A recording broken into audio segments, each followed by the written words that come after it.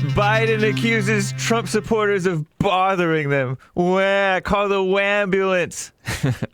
This is the end of hour 2 of the Jesse Lee Peterson Show. It is Monday, November 2nd, 2020. I am James Hake with Hake News, not fake news. Stay tuned for hour 3 with Jesse Lee. After JLP, catch the Hake Report, thehakereport.com/show on my channels. Biden team cancels a Texas event, or two maybe, or more, after a highway quote-unquote ambush by a 50-strong MAGA cavalry. Well, not really cavalry, but a bunch of trucks. Drudge in the Daily Mail report, and so does The Hill. Trump rebukes the FBI for investigating. These patriots did nothing wrong, President Trump tweeted after video showed pickup trucks flying Trump flags running a bus out of a Texan town, really just surrounding it. I don't know if they redirected the bus or prevented it from exiting. This was on the freeway or highway.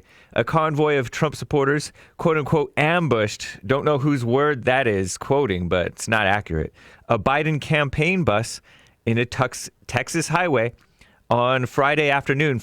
The far-left anti-Trump outlet The Hill described it as a caravan of the president's supporters surrounding and harassing a Biden campaign bus. Harassing? Harassment is what BLM, the MSM, the FBI do, including presidential harassment.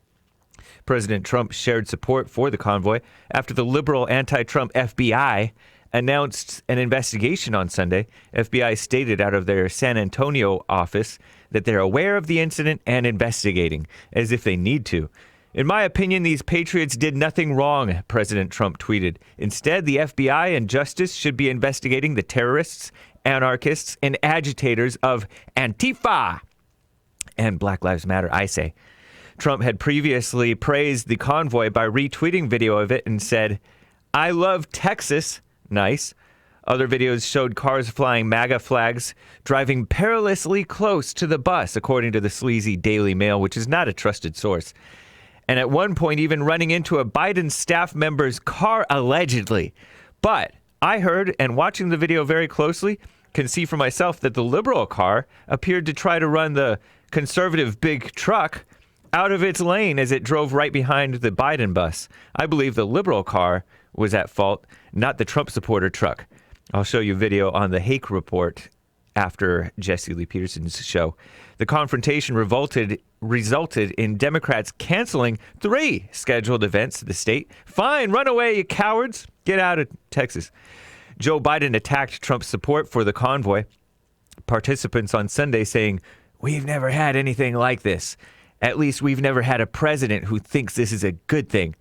LOL at that, right? Trump supporters have been endlessly assaulted and battered unprovoked by liberals, blacks, Hispanics, including Democrats and Antifa in San Jose, Chicago, Washington, D.C., Berkeley, Portland, Los Angeles, everywhere for years now. But the Democrat coward liar Biden, his campaign's Texas communications director, said, rather than engage in productive conversation about the drastically different visions that Joe Biden and Donald Trump have for the country, Trump supporters in Texas today instead decided to put our staff, surrogates, supporters, and others in harm's way. What a sleaze, huh? An election is tomorrow.